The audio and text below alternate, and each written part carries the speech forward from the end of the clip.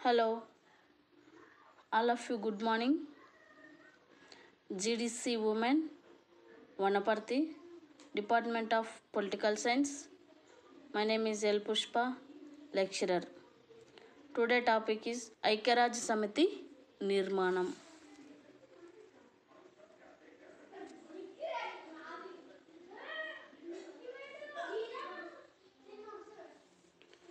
ఐక్యరాజ్య సమితి నిర్మాణం శాన్ ఫ్రాన్సిస్కో సమావేశంలో పాల్గొని ఐక్యరాజ్య సమితి చార్టర్పై సంతకాలు చేసిన దేశాలు 51 దేశాలుగా పరిగణించడం జరిగింది. అంటే మొదటగా ఐక్యరాజ్య సమితి యొక్క సభ్య దేశాల సంఖ్య 51. ఆ తర్వాత కాలక్రమంగా దాని యొక్క సభ్యత్వాలు పెరుగుతూ పోవడం అనేది జరిగింది.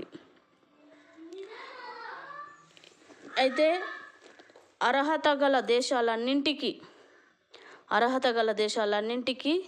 దీంట్లో సభ్యత్వం అనేది ఉంటుంది. ఏదైనా కొత్త దేశం సభ్యత్వం కావాలంటే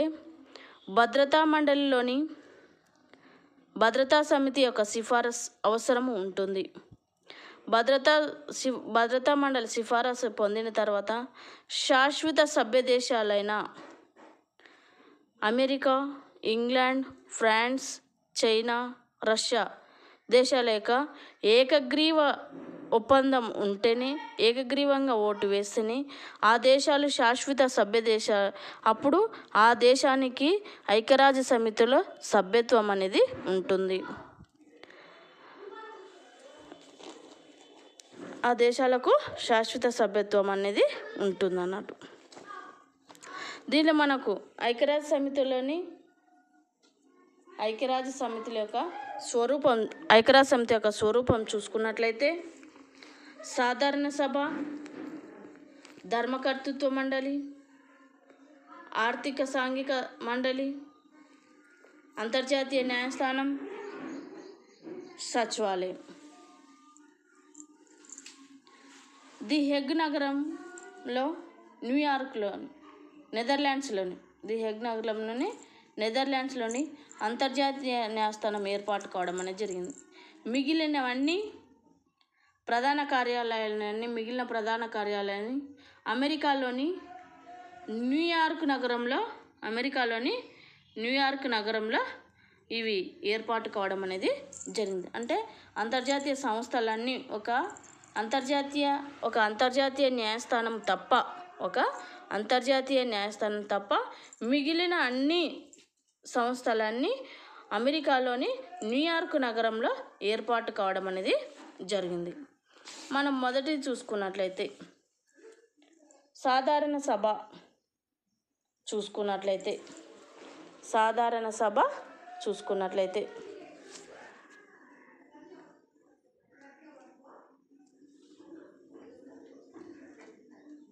సర్వప్రతినిధి సభ, సాధారణ సభ నిర్మాణం చూసుకున్నట్లయితే సర్వప్రతినిధి సభ ఐక్యరాజ్య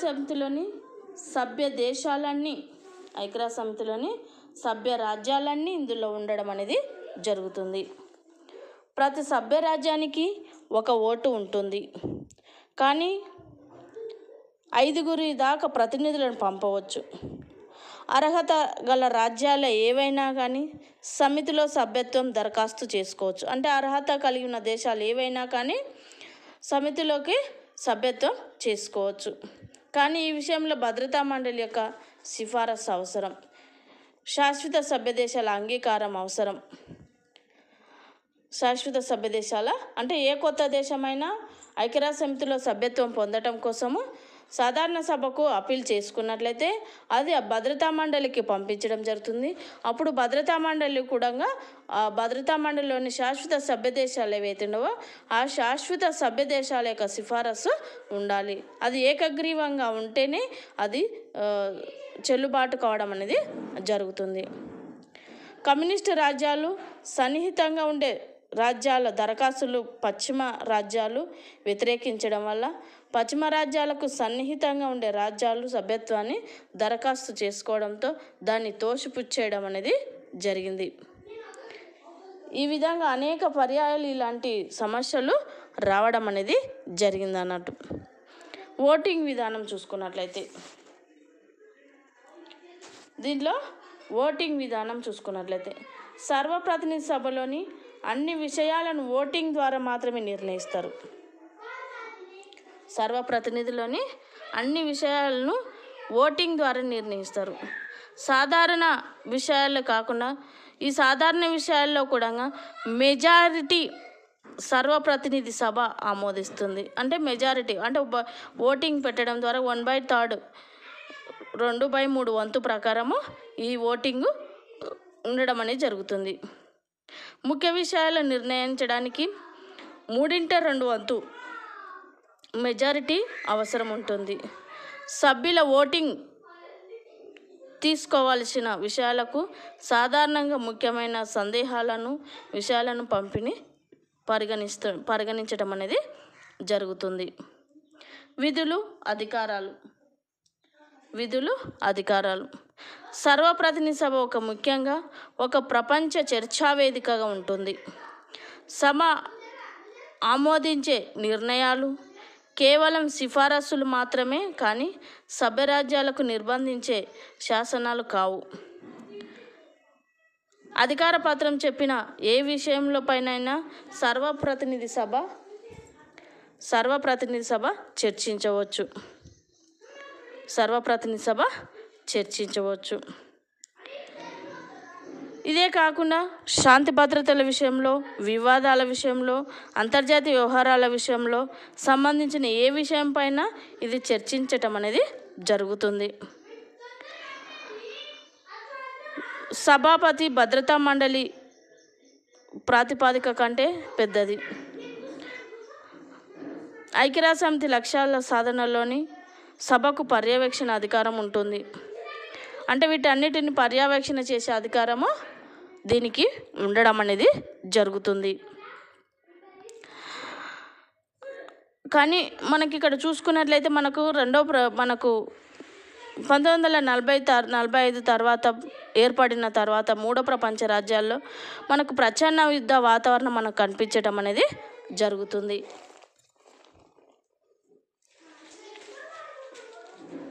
ప్రచ్ఛన్న యుద్ధ వాతావరణం మనకు విపులంగా కనిపించడం అనేది జరుగుతుంది.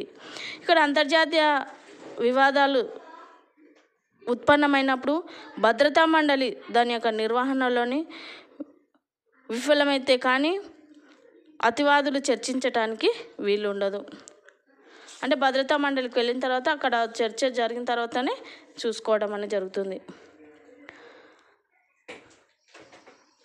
ఇక్కడ చిన్న సభ సర్వప్రతినిధి సభలోని చిన్న సభ ఏర్పాటు కావడం అనేది జరుగుతుంది, నిర్మాణం కావడం అనేది జరిగింది. సోవియట్ యూనియన్ తీవ్రంగా దీన్ని వ్యతిరేకించడం అనేది జరిగింది.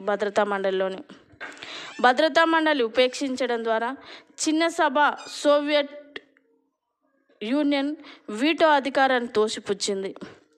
చిన్న సభల ఏర్పాటు చేయడానికి ఐక్యరాజ్యసమితి అధికార పత్రంలో తావు లేదని సోవియట్ యూనియన్ ఆక్షేపించింది. అంటే సోవియట్ యూనియన్ చిన్న సభను ఏర్పాటు చేయడానికి ఇక్కడ ఎక్కడ ఆస్కారం లేదని చెప్పి దాన్ని తోసిపుచ్చేయడం అనేది జరిగింది అన్నట్టు.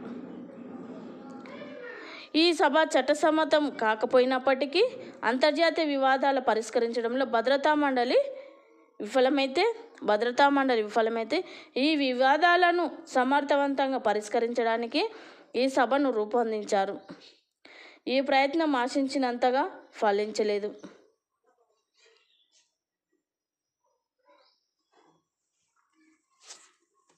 నెక్స్ట్ వచ్చేసి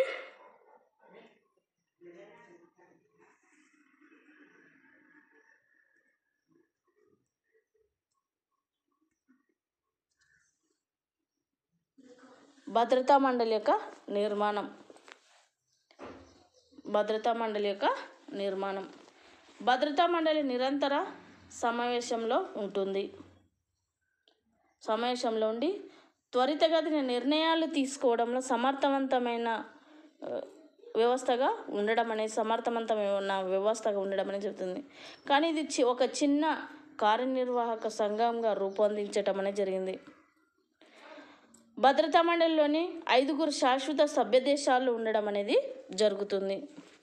5 శాశ్వత సభ్య దేశాలు ఉండడం అనేది జరుగుతుంది. అవి ఏంటి అని మనం చూసుకున్నట్లయితే America, Britain, Russia, France, China దేశాలు శాశ్వత సభ్య దేశాలు. ఏ విషయంలో అయినా కానీ ఈ అగ్రరాజ్యాలు అంటే అంతర్జాతీయ వివాదాల పరిష్కారంలో కానీ, భద్రతా మండలిని అశాశ్వత సభ్య దేశాలను అనుసరించిన విధానాన్ని కానీ, ఇక్కడ ఏ విషయంలోనైనా కానీ ఈ శాశ్వత సభ్య దేశాలకు వీటో అధికారం ఉంటుంది. ఏ ఒక్క రాజ్యమైనా ఈ వీటో అధికారాన్ని తిరస్కరిస్తే అది చెల్లుబాటు కాదు. ఉదాహరణకు చూసుకున్నట్లయితే జమ్మూ కాశ్మీర్ విషయంలో ఇక్కడ సమస్య పరిష్కారం కోసము పాకిస్తాన్ ఐక్యరాజ్య సమితి దగ్గరికి భద్రతా మండలికి తీసుకెళ్ళడం అనేది జరిగింది. అప్పుడు తీసుకెళ్ళినప్పుడు రష్యా దాన్ని ఓటు వేయకపోవడంతో అది చెల్లుబాటు కాలేదు. అంటే ఈ విధంగా అన్ని రాజ్యాలు, ఈ 5 రాజ్యాలు ఏకగ్రీవంగా ఒప్పుకుంటేనే ఆ వీటో అధికారం అనేది ఉంటుంది. ఒక్కొక్కసారి ఈ వీటో అధికారాన్ని దుర్వినియోగంకంగా చేయడం అనేది మనం జరుగుతుంది. అంటే అగ్రరాజ్యాల నిర్ణయమే ఇక్కడ ఉండడం అనేది జరుగుతుంది. దీనిలో ఓటింగ్ విధానం చూసుకున్నట్లయితే భద్రతా మండలి ఓటింగ్ విధానం గురించి కొంతవరకు మనకు తెలుసుకుందాం. ఓటింగ్ విధానంలో 2 పద్ధతులు ఉంటాయి. ఓటింగ్ విధానంలో 2 పద్ధతులు ఉంటాయి. ఒకటి సాధారణ విషయాలపైన ఓటింగు, రెండవది ముఖ్యమైన విషయాలపైన ఓటింగు.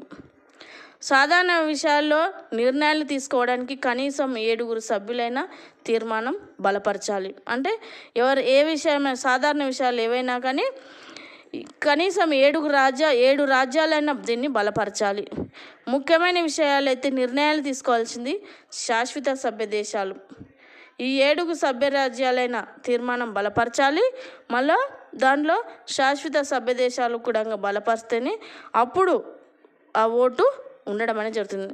కాబట్టి ఇక్కడ వీళ్ళకి ఏముంటుంది, భద్రతా మండలిలోని శాశ్వత సభ్య దేశాలకు 2 వీటో పవర్స్ ఉండడం అనేది, డబుల్ వీటో పవర్స్ ఉండడం అనేది జరుగుతుంది.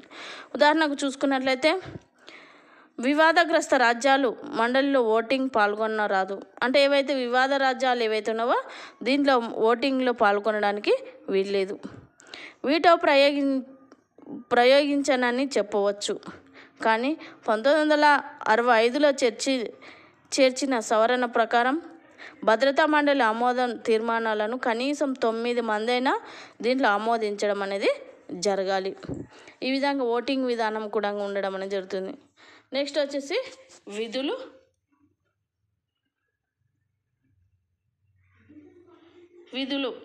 అధికారాలు. అంతర్జాతీయ శాంతి భద్రతల పరిరక్షించే ప్రధాన బాధ్యత భద్రతా మండలిపై ఉంచడం అనేది జరిగింది. ఈ సందర్భంలో మండలి తీసుకునే నిర్ణయాలు సభ్యరాజ్యాలై బద్దులై ఉండాలి. సభ్యరాజ్యాలు బాధ్యత కలిగి ఉండాలి. మండలి తీసుకునే నిర్ణయాలు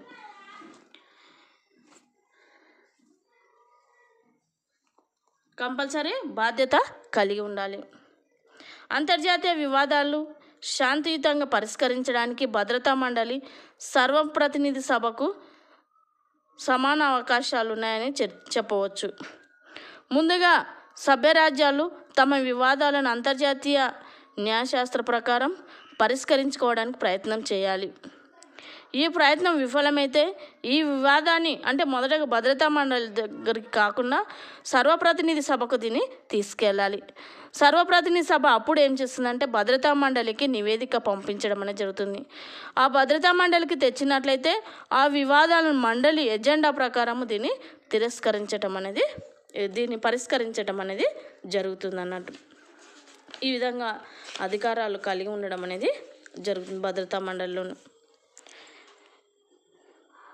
దీనిలో మనం కొన్ని వివాదాలు చూసుకున్నట్లయితే 1947లో ఇండోనేషియా విషయం, 1960లోని కాంగో వరకు కొరియా సమస్య మినహాయిస్తే ఈ అధికారాలన్నీ భద్రతా మండలి సమర్థవంతంగా నిర్వహించడం అనేది జరిగింది అన్నట్టు. 1950లోని కొరియా విషయం భద్రతా మండలి ముఖ్యమైన తీర్మానాలు తీసుకోవడం అనేది జరిగింది. సోవియట్ ప్రధాని ఈ సమావేశానికి హాజరు కాలేదు. ఈ విధంగా అనేక సమస్యలను భద్రతా మండలి పరిష్కరించడం అనేది జరిగింది. నెక్స్ట్ వచ్చేసి మనకు సాంఘిక ఆర్థిక మండలి.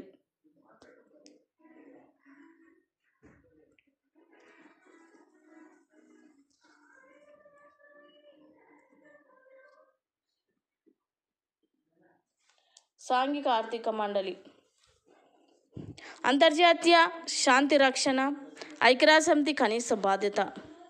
కానీ వివిధ రాజ్యాల మధ్య యుద్ధాలకు, సహేతుకమైన దరిద్రాన్ని, అనారోగ్యాన్ని, అసమానత్వాన్ని, బానిసత్వాన్ని, నిర్లక్ష్యతను నిర్మూలిస్తే కానీ ఈ విశ్వశాంతి సంతృప్తికరమైన రక్షణ ఉండదని శాన్ ఫ్రాన్సిస్కో సమావేశంలో దీన్ని గుర్తించడం అనేది జరిగింది. అందువల్లనే ఈ సమావేశంలో ఆర్థిక సాంఘిక మండలిని ప్రధాన అంశంగా చేర్చడం అనేది జరిగింది.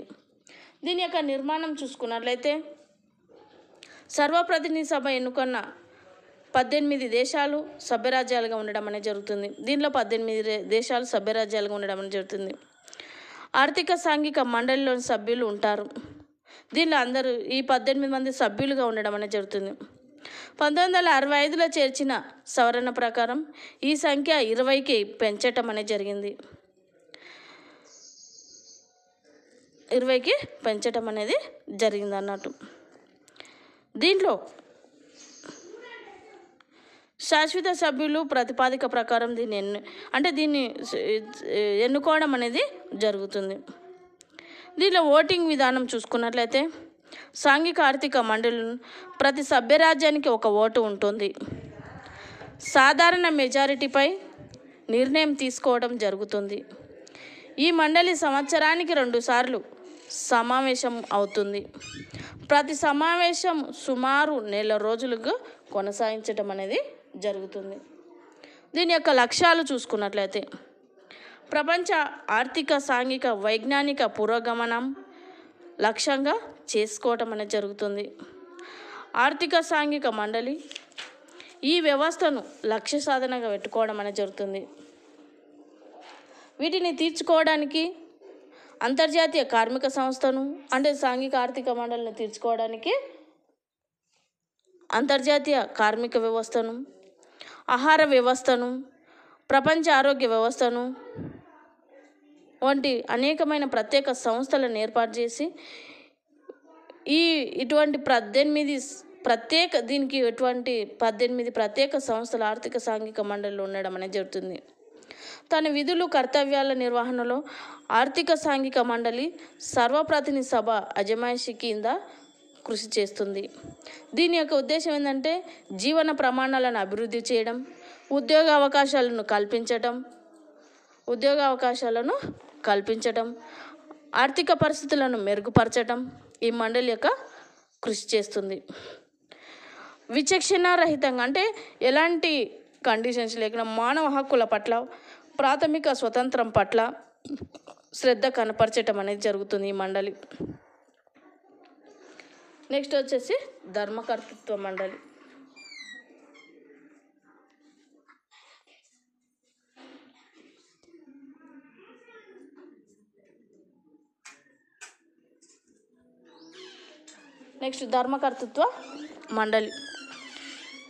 ధర్మకర్తృత్వ మండలి చూసుకున్నట్లయితే దీని యొక్క విధులు, దీన్ని నిర్మాణం చూసుకున్నట్లయితే దీంట్లో పరిపాలన బాధ్యత అంతా ఐక్యరాజ్య సమితి సమిష్టిగా నిర్వర్తిస్తుంది. పరిపాలన బాధ్యత అంతటిని నిర్వహించడం అనేది జరుగుతుంది.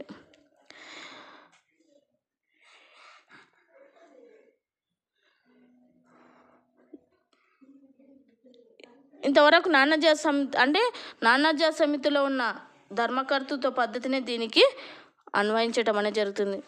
రెండో ప్రపంచ యుద్ధంలో ఓడిపోయిన తర్వాత జర్మనీ, ఇటలీ వలస ప్రాంతాలు పరిపాలన ఏర్పాటు, ఇతర సామ్రాజ్యాలపై తమంతట తాము వాటిని వలస ప్రాంతాలను ఐక్యరాజ్య సమితి దత్తత తీసుకోవడం, అవన్నీ ఇది నిర్వర్తించడం అనేది జరిగింది. దీనిలో ధర్మకర్తృత్వ మండలిలో పరిపాలనాధికారం కలిగి ఉండడం అనేది జరుగుతుంది. అంటే మొత్తం ఐక్యరాజ్య సమితి యొక్క పరిపాలన బాధ్యతలన్నిటినీ ఈ మండలి తీసుకోవడం అనేది జరిగింది. దీంట్లో మనకు 3 ఉండడం అనేది జరుగుతుంది. పరిపాలన అధికారం గల సభ్య రాజ్యాలు, పరిపాలన అధికారం లేని శాశ్వత సభ్య రాజ్యాలు, ధర్మకర్తృత్వ మండలి మొత్తం సభ్య రాజ్యాలు, ఇవన్నీ దీనికే ఉండడం అనేది జరుగుతుంది. ఎన్నికైన సభ్యులు 3 సంవత్సరాలు, దీంట్లో ధర్మకర్తృత్వ మండలిలోనే ఎవరైతే ఎన్నికైనరో దానిలో 3 సంవత్సరాల పాటు కాలపరిమితి ఉంటుంది. ధర్మకర్తృత్వ ప్రతి సభ్య రాజ్యానికి 1 ఓటు ఉంటుంది. ఈ ఓటు సమావేశానికి హాజరై ఓటు వేసిన సభ్యులు సాధారణ మెజార్టీని అనుమతితో నిర్ణయం తీసుకోవడం అనేది జరుగుతుంది. దీని యొక్క విధులు చూసుకున్నట్లయితే ధర్మకర్తృత్వ మండలి ప్రతి ధర్మకర్తృత్వ ప్రాంతంలో నివసించే ప్రజల రాజకీయ, ఆర్థిక, సాంఘిక, విద్యారంగంలోని అభివృద్ధి కోసం ఒక ప్రశ్నావళిని తయారు చేస్తుంది. ప్రశ్నావళిని తయారు చేసి పరిపాలన అధికారం గల ప్రతి సభ్యరాజ్యం ఈ ప్రశ్నావళిని ప్రాతిపదికపై నివేదిక తయారు చేసి సర్వప్రతినిధి సభకు పంపించడం అనేది జరుగుతుంది. ఈ నివేదిక సర్వప్రతినిధి సభ అజమాయిషి ధర్మకర్తృత్వ మండలి పరిశీలిస్తుంది. ఈ మండలి తన సిఫారసును సర్వప్రతినిధి సభకు, భద్రతా మండలికి, సభ్యరాజ్యాలను పంపుతుంది. కీలక ప్రాంతాలు సర్వప్రతినిధి సభకు పర్యవేక్షణ చేస్తుంది. ఈ విధంగా మనకు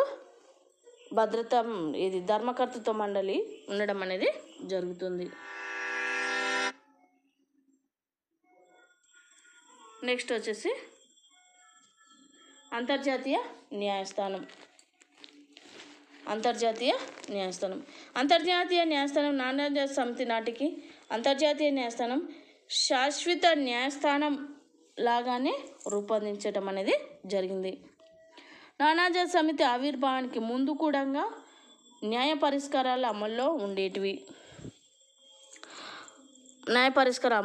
మధ్యవర్తిత్వం శాశ్వత న్యాయస్థానము ద్వారానే దీన్ని ఏర్పాటు చేయడం అనేది జరిగింది. దీని యొక్క నిర్మాణం చూసుకున్నట్లయితే అంతర్జాతీయ న్యాయస్థానం 15 మంది న్యాయమూర్తులు ఉంటారు. దీంట్లో మొత్తం 15 మంది న్యాయమూర్తులు ఉంటారు.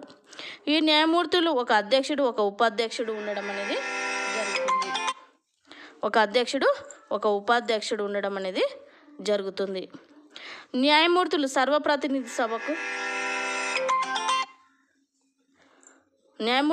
సర్వప్రతినిధి సభకు భద్రతా మండలి నిరపేక్షమైన మెజారిటీ ఎన్నుకుంటారు. వీరికి అత్యుత్తమైన నైతిక శీలం ఉంటుంది. అంటే మంచి వ్యక్తిత్వం కలిగి ఉండడం అనేది జరగాలి. దీంట్లో ఎన్నుకునే వ్యక్తులు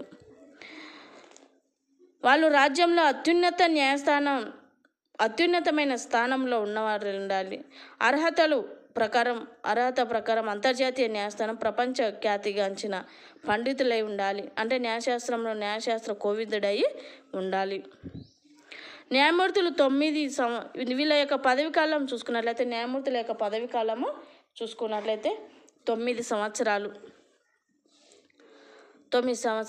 తిరిగి వెంటనే పోటీ చేయవచ్చు. 1/3 వంతు న్యాయమూర్తులు 3 సంవత్సరాలకు ఒకసారి పదవి విరమణ చేస్తారు. అంతర్జాతీయ న్యాయస్థాన అధ్యక్షుడు, ఉపాధ్యక్షుడు 3 ఏళ్ల పదవి కాలంలో ఉంటారు. పదవి కాలానికి ఎన్నుకుంటారు. హాజరైన న్యాయమూర్తుల్లో మెజారిటీ ప్రాతిపదికన సమావేశం కావాల్సి ఉంటుంది. ఇక్కడ అధ్యక్షుని ఓటును కలిగి ఉంటాడు. అంతర్జాతీయ న్యాయస్థానం తీర్పు అంతిమమైనది. దీని యొక్క అధికారాలు చూసుకున్నట్లయితే అంతర్జాతీయ న్యాయస్థానం యొక్క అధికారాలు చూసుకున్నట్లయితే 3 భాగాలుగా చెప్పవచ్చు. అంతర్జాతీయ న్యాయస్థానం యొక్క అధికారాలు చూసుకున్నట్లయితే 3 భాగాలు. స్వచ్ఛంద సంస్థ అధికార పరిధి, కరణీయ అధికార పరిధి, సలహా అధికార పరిధి. స్వచ్ఛంద అధికార పరిధి. అంతర్జాతీయ న్యాయస్థానం న్యాయ శాసనానికి అంగీకారం ద్వారా రాజ్యాల ఒడంబడిక ద్వారా వివాదాలను పరిష్కరించటం. కరణీయమైన అధికారాలు చూసుకున్నట్లయితే సంధిని వ్యాఖ్యానించడం, రెండు దేశాల మధ్య అంతర్జాతీయ ఒడంబడికల మధ్య వివాదాల గ్రస్తానికి సంబంధించినవి, లేకుంటే ఏదైనా అంతర్జాతీయ న్యాయానికి సంబంధించినవి అన్నట్లయితే ఈ 4 అంశాలను తీసుకోవటం అనేది జరుగుతుంది. సంధిని వ్యాఖ్యానించి సందర్భంలోను చూసుకోవడం, అంతర్జాతీయ న్యాయశాస్త్రం విశ్లేషణ చేయడం, అంతర్జాతీయ వేదికలను భంగం కలగకుండా యుద్ధాన్ని నివారించే విధంగా చూడడం, అంతర్జాతీయ విధేయతను భంగం కలిగించకుండా చూడవలసిన. నెక్స్ట్ వచ్చేసి సలహా అధికార పరిధి. సర్వప్రతినిధి సభ కోరినట్లయితే భద్రతా మండలిపై కోరికపై చట్ట విషయంలో అంతర్జాతీయ న్యాయస్థానం తన సలహా లేదా అభిప్రాయాన్ని వెళ్ళజెప్పుతుంది. ప్రధానంగా ప్రత్యేక సంఘాలను అంతర్జాతీయ న్యాయస్థానం సలహా అభిప్రాయం కొరకు సర్వప్రతినిధి సభ నుంచి అనుమతి పొందాలి. అంతర్జాతీయ న్యాయస్థానం ఇచ్చిన సలహాలను అభిప్రాయాలను వివాదగ్రస్తమైన రాజ్యాలు విధేయులైన ఉండవలసిన అవసరం లేదు. అంటే ఈ విధంగా ఏదైనా అవసరమైనప్పుడు అంతర్జాతీయ న్యాయస్థానం ద్వారా సర్వప్రతినిధి సభ కూడా కోరితే వాటికి అభిప్రాయాలను సూచనలు ఇవ్వడం అనేది జరుగుతుంది. నెక్స్ట్ వచ్చేసి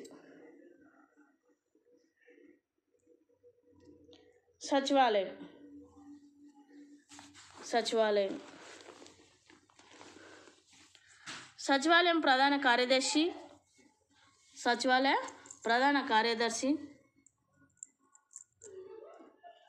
సమితి అధికారుల నిర్వహణ సిబ్బంది ఉంటారు. అంటే దీనిలో సచివాలయంలో ప్రధాన కార్యదర్శి ఉంటాడు, సమితి కార్యనిర్వహణ సిబ్బంది ఉంటారు. సచివాలయాన్ని నిర్వహించడం తుది బాధ్యత ప్రధాన కార్యదర్శిదే.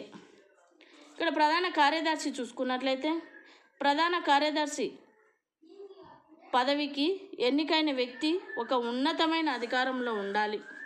ప్రపంచ ఖ్యాతిగాంచిన ప్రముఖ రాజకీయవేత్త అయి ఉండాలి. వ్యక్తి సాధారణంగా ప్రచ్ఛన్న యుద్ధ శిబిరాలకు దూరంగా ఉన్న వ్యక్తి. చిన్న దేశాలు తటస్థమైన రాజ్యాల నుంచి తీసుకోవటం అనేది జరుగుతుంది. సచివాలయానికి ఉన్నత అధికారిగా ప్రధాన కార్యదర్శిగా ఐక్యరాజ్య సమితిని దాని ప్రధాన అనుబంధ సంస్థల ద్వారా కార్యకలాపాలను నిర్వహించటం అనేది జరుగుతుంది. ఇక్కడ మనం ప్రధాన కార్యదర్శులు చూసుకున్నట్లయితే ప్రధాన కార్యదర్శిని ఎన్నుకోవడంలో శాశ్వత సభ్య దేశాలన్న అంగీకారం ప్రకారం భద్రతా మండలి ఒక అభ్యర్థిని సర్వప్రతినిధి సభకు సిఫారసు చేస్తుంది. ఈ ప్రధాన కార్యదర్శిని నియామకం ప్రతినిధి సభ సాధారణ మెజార్టీ నిర్ణయిస్తుంది. ప్రధాన కార్యదర్శి పదవీ కాలం ఐక్యరాజ్య సమితి అధికార పత్రంలో ఎక్కడ చెప్పలేదు. అంటే ఇన్ని సంవత్సరాలు ఉండాలి తన కాల పరిమితి అని మనకు ఐక్యరాజ్య సమితి పత్రంలో మనకు ఎక్కడ చెప్పలేదు. దీని యొక్క కాల పరిమితిని 5 సంవత్సరాలకు నిర్ణయించింది. ఈ కాలపరిమితి అనంతరం ప్రధాన కార్యదర్శి తిరిగి మళ్ళీ 5 సంవత్సరాలకు నియమించవచ్చు లేదా ఆ కాలం పరిమితిని పెంచవచ్చు. దీనిలో మనకు చూసుకున్నట్లయితే మొదటగా నార్వే దేశానికి సంబంధించిన ట్విగ్లీ మొదటి ఐక్యరాజ్య సమితి ప్రధాన కార్యదర్శిగా ఉండడం అనేది జరిగింది.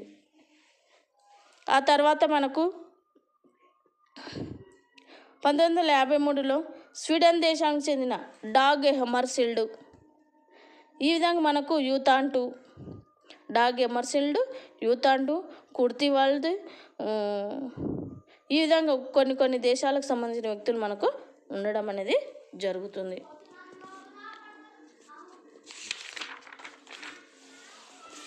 దీనిలో అధికారాలు విధులు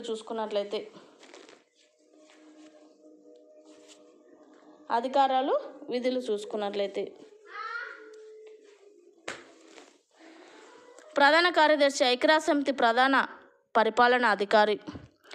సమితి ప్రధాన అంగాల వివిధ సంఘాలకు ఐక్యరాజ్య సమితి ఆధ్వర్యంలోనే జరిగే మహాసభలు సమావేశాలు సక్రమంగా చూసే విధంగా చూసుకోవాల్సిన బాధ్యత ఉండడం అనేది జరుగుతుంది. అంతేకాకుండా న్యాయ సాంకేతిక విషయంలో కూడా సలహాలను సూచిస్తాడు.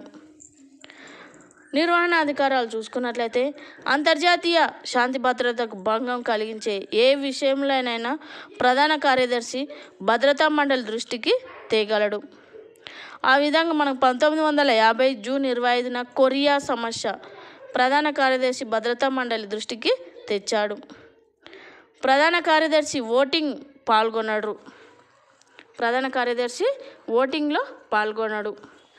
ప్రధాన కార్యదర్శి అంతర్జాతీయ న్యాయస్థానాన్ని మినహాయించి మిగతా అన్ని ప్రధాన అంశాల్లో పరిపాలనా అధికారిగా వ్యవహరిస్తాడు. అంతర్జాతీయ శాంతి భద్రతల క్షేమం కోసము అవసరమని భావించినప్పుడు ప్రధాన కార్యదర్శి తనకు తానే తగిన చర్యలు తీసుకుంటాడు. ప్రచ్ఛన్న యుద్ధం ఫలితంగా భద్రతా మండలి తరచూ ప్రతిష్టంభనకు గురి కావడం అనేది జరుగుతుంది. శాంతి భద్రతలు పరిరక్షించే ప్రధాన కార్యదర్శి రాజకీయ అధికార పత్రాన్ని ఊహించినంతగా క్రమేణా పెరుగుతూ వచ్చింది. ఈ విధంగా మనకు భద్రతా మండలి, అంతర్జాతీయ న్యాయస్థానం ఇవన్నీ మనకు ఉండడం అనేది జరిగింది. దీనికి అనుబంధ సంస్థలు కూడా మనకు చాలా ఉండడం అనేది జరిగింది. అంతర్జాతీయ పౌర విమానాల సంస్థ అని, అంతర్జాతీయ ILO అని, ఆహార వ్యవస్థ అని, లేబర్ ఆర్గనైజేషన్ అని, ఈ విధంగా మనకు అనేకమైన WHO అనేకమైన ఇతర రంగాలు మనకు ఉండడం అనేది జరుగుతుంది. ఇది మనకు ఐక్యరాజ్య సమితి యొక్క నిర్మాణం. ఇంతటితో సమాప్తం.